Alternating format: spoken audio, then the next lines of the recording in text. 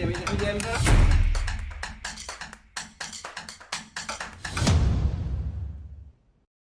Dobrý deň, priatelia. Vítajte vo videu Weekend Warriors, v ktorom si prejdeme, čo si treba priniesť na Weekend Warriors kurz, takisto, čo od nás dostanete, aké vybavenie a výzbroj, a takisto, čo sa na Weekend Warriors kurze naučíte, tak aby hneď po konaní kurzu ste si vedeli efektívne zahrať v rámci airsoftovej akcie tu na Airsoft ihrisko Jablonové. Čo si priniesť na náš Weekend Warriors kurz? V prvom rade je to oblečenie, ideálne zemitých farieb, to znamená olivová, hnedá, možno čierna, niečo staršie, čo vám nebude vadiť, ak sa to zašpiní alebo natrhne niekde na kríku. Takisto topánky, ideálne turistické topánky s vysokým členkom, alebo aspoň nejaké trekkingové turistické tenisky s pevnou podrážkou.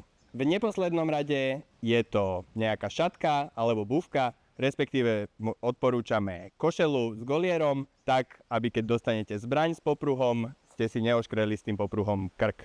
Dostanete samozrejme základnú bezpečnostnú výstroj, to znamená masku, bude to celotvárová maska alebo okuliare so sieťovou maskou, rukavice, takisto dostanete výstroj, to znamená vestu, rovnakú ako mám teraz ja na sebe, HX50 od Nabru, dostanete zásobníky, dostanete zbraň s popruhom a dostanete od nás takisto odhadzovák, čo je sumka, ktorú budete mať na sebe na použité zásobníky. Prejdeme si takisto základné pravidlá manipulácie so zbraňou, keďže airsoftové repliky sú veľmi podobné ako ostré zbrane. Túto skúsenosť budete vedieť preniesť aj do života v prípade, že by ste sa stretli s ostrou zbraňou. Tie najzákladnejšie pravidlá v tomto prípade sú: s každou zbraňou vždy zaobchádzam, ako by bola nabitá, nikdy nemierim na to, čo nechcem zastreliť. Prst na spúšť dávam iba v prípade, že idem strieľať. Tu je možno jedna zaujímavosť, naučená z hollywoodských filmov a podobne, kedy 100% ľudí, ktorí sa prvýkrát stretnú s puškou alebo s pištolou, dajú prst na spúšť v momente, ako ju chytia. No a v neposlednom rade je to situačný prehľad, pretože keď už idem strieľať, potrebujem nielen byť zameraný na terč, alebo teda na tú druhú osobu, po ktorej strieľam, ale takisto vedieť, čo je pred tou osobou, čo je za tou osobou, naozaj, aby sme si neublížili, aby sme sa zabavili v rámci airsoftovej hry. Ako ďalšie vás naučíme základné airsoftové pravidlá. Tie úplne najzákladnejšie sú: strieľam vždy tam, kam vidím, to znamená nevystrukujem zbraň za prekážku, ale vždy potrebujem mať namierené. Zásah platí do akejkoľvek časti tela alebo výstroje. Ak si nie som istý zásahom, či som teda dostal, napriek tomu odchádzam na respawn. Je to v rámci fair play. Ak si nie som istý, či som protivníka zasiahol, nehádam sa, ale strieľam ďalej, pretože je veľká šanca, že som ho nezasiahol, väčšia ako to, že on zásah nepriznal. No a po zásahu kričím hit alebo mám, vyťahnem si reflexnú vestu, dvihnem ruku so zbraňou nad hlavu a odchádzam na respawn po nový život.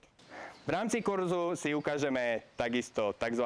Gunfu, kedy okrem manipulácie so zbraňou, to znamená, ako sa vyberá zásobník, dáva naspäť zásobník, ako sa prepína poistka na zbrani, si ukážeme aj, ako efektívne bojovať so zbraňou. V prvom rade je to správne mierenie a správny postoj so zbraňou. Keď si vyskúšate toto a vysvetlíme si to jednotlivo, tak nasledujú rôzne postoje so zbraňou, spôsob, akým efektívne bojovať v rámci airsoftovej hry, to znamená 45 stupňové uhly napríklad, ako zaklaknúť, ako zalahnúť, ako sa dynamicky pohybovať, aby ste neboli len na jednom mieste, aby ste boli vy ťažším terčom pre protivníka. Ako posledné v rámci kurzu si prejdeme správnu komunikáciu. V rámci vybavenia, ktoré dostanete, budete mať vysielačky od nás, ale prejdeme si komunikáciu aj bez vysielačiek, ako označovať body záujmu, ako komunikovať so svojimi spoluhráčmi a následne takisto aj správnu komunikáciu vysielačkou. Nakoniec by som vás rád pozval na náš kurz Weekend Warriors.